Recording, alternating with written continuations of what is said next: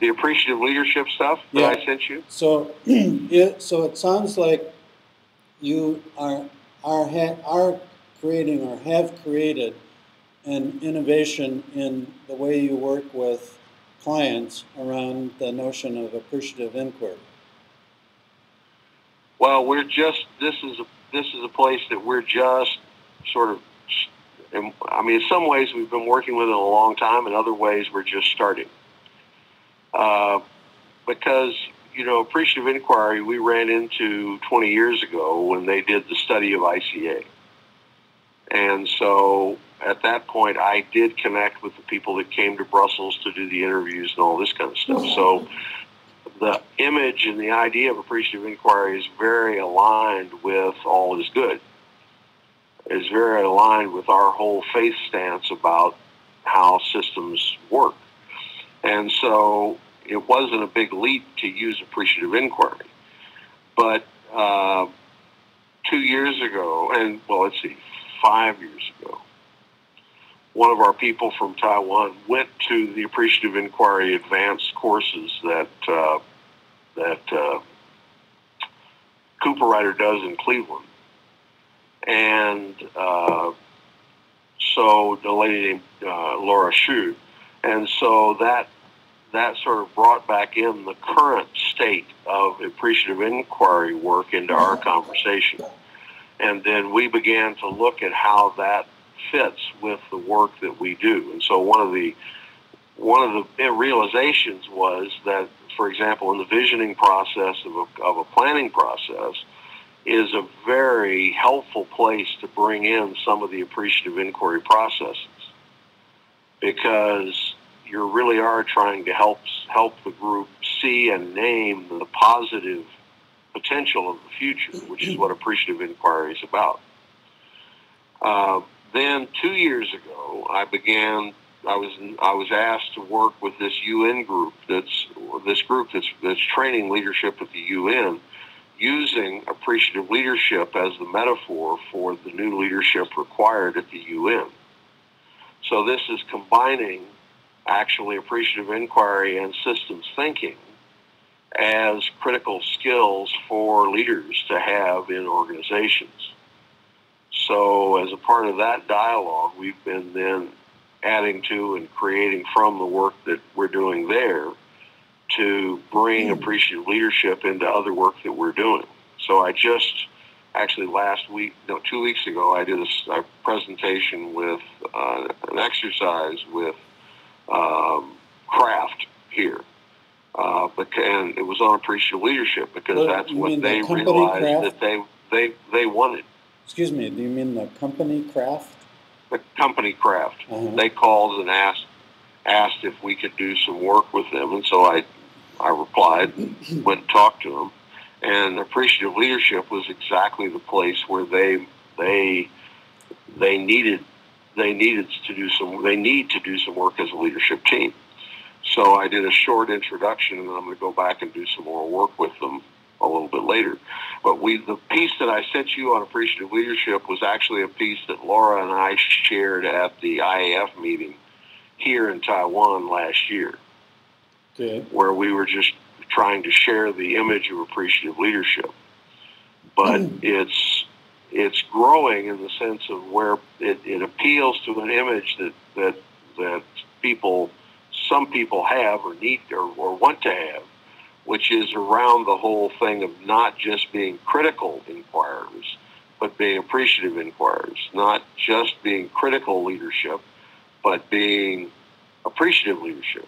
And so it's a place where we're just starting to experiment with how to introduce it, how to use it, how to share it, etc. But it is a place where there's more and more conversation about how to use it. Well, if appreciative leadership is the innovation, or the name of the innovation, the piece of work that you've started with Kraft and the UN group are examples of early adopters. Yes. What is it that they're adopting? What do you think from their point of view, if you put it in their language, if you said the voice of the customer at Kraft, or the voice of the customer at the UN, is asking for appreciative leadership because. What's the because? Well, there are different reasons. Yeah. At the UN, the request is about there. It's really for some of them the first time that they've approached the question of leadership and not management, and therefore the question of not just being leaders in terms of control, but being leaders in terms of affirmation and appreciation is a critical area that they are trying to work in, because the leadership, the management of the UN is under more and more pressure all the time. There are all kinds of funding issues, all kinds of political issues, everything else. So it's very easy for them to see what the issues are, the dark side of what their work is. But they joined the UN because of, in most cases, for reasons of value base. That is, they joined the UN because they agreed to the values of the UN. They wanted to be a part of it. And so now they've been in the UN 20 years or whatever, and there's a lot of burnout, there's a lot of pain, there's a lot of cynicism, there's a lot of frustration. And so trying to help them remember, reconnect with the original reason that they joined, and to look for the signs of life that are there. And when they start to look for them, they're abundant. But until they start to look for them, they only can see the dark shadows. I mean, we're working with people everywhere from Europe to South America to Africa.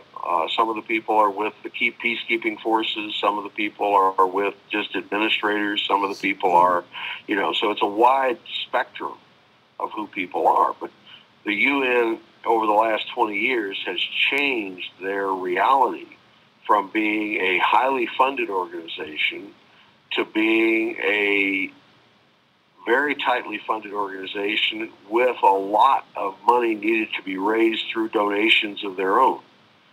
The UN is actually the biggest competitor to the NGOs that they collaborate with for funding, because the same large funders, Ford, Gates, all these people, the UN has to go to them for funding too, because they're no longer getting the money from their nation members to fund the whole operation.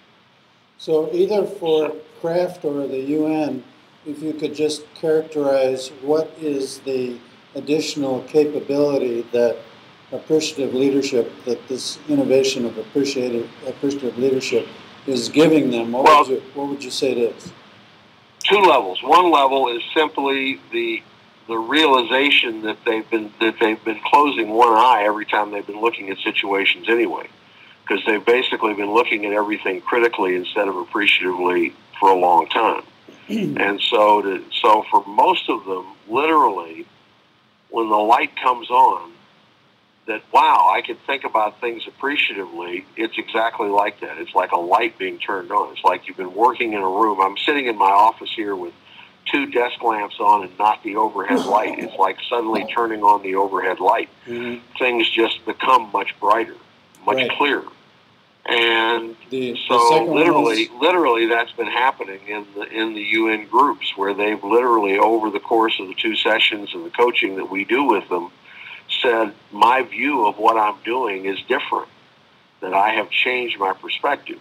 The second piece is less about appreciative leadership than it is about the concept of responsibility, which is to understand that I have a choice of response, and therefore I can make an appreciative response. I can also make a corrective response, but that I have that choice, that I need to be aware as a leader, that I need to open my space up enough that I recognize that I'm making decisions. Even if it's a split-second decision, it's still a decision. And so this is a new perspective for a lot of people. With Kraft, I've only just begun, so I don't know where that's going to really go, except I just did a very simple affirmative exercise where each person on the leadership team had to say something specific to everyone else on their leadership team about that person that they truly appreciate. Why having them on this team is helpful. but being specific in that feedback.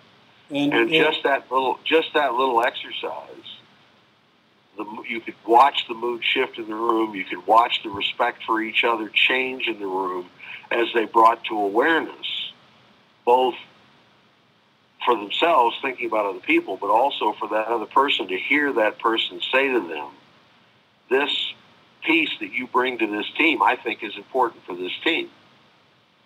And, you know, without being able to deny it or whatever, just having to receive the affirmation.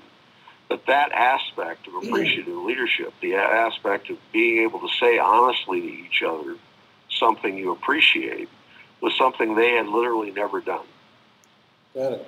And so in a 15-minute exercise, their relationship to each other shifted. Well, if you went to the third corner, looking for the virtuous circle here of the flow. So there, for the UN, so you've got the appreciative leadership, you've got, these two early adopters doing appreciative leadership and getting something out of it. Is there any way that you could talk about the additional capability that you're creating, for your business model with this innovation? The capability for my business model? Yeah. What's it doing for your business? I don't know. Our business model is a little bit unique. We do not market, we do not sell. People call us and say, we want you to do stuff. And then we say whether or not we can do that. We do not, so far, make our decisions based on money. That is, if the client has money, we take it. If they don't have money, we don't take it. So we do nonprofit work, we do community work, we do corporate work based on the requests that we get in. Yeah. So does having this in your toolkit, this appreciative leadership innovation, do you see that creates for you any additional capability? We're just starting to add that into our offer. And so it's in some ways, my answer would be absolutely, because we've been operating out of this appreciative perspective for a long time. Yeah. And one of the reasons that we have clients, we have clients for 10 years. So I've worked with TUV for 10 years. I worked with AC Nielsen for 7 years. I worked with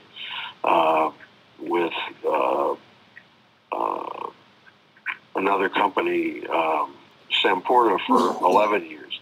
I worked anyway. And part of the reason I think that happens is because of our appreciative approach to the client and the fact that we are designing for that client and for that situation rather than having packaged pieces that we come in. So therefore our clients can call and say, I don't know what I need, but this is the situation. Can you help? And we can talk about it. And then if they have internal capacity with facilitation or whatever, then they do it. And if they don't, then we pick it up. But so it's a slightly different thing. I do think, however, it is clarifying our story. The whole appreciative leadership work is clarifying some of the things that we've been doing for quite a while. And I do think, it's definitely expanding the business of the Encompass Group, which does the UN work. But in terms of ICA Taiwan and our work, we haven't seen a major impact on our work so far. But it has affected the work of some of our partner companies, OpenQuest, etc. That's where a lot of their new projects come this year, is in appreciative leadership training and developing appreciative leadership in organizations. So I hadn't thought about that. So yes, in that instance, it definitely is beginning to expand our work in the sense that people are pursuing our partner organizations to do this kind of work with them. Great. Larry, I'm going to stop on that.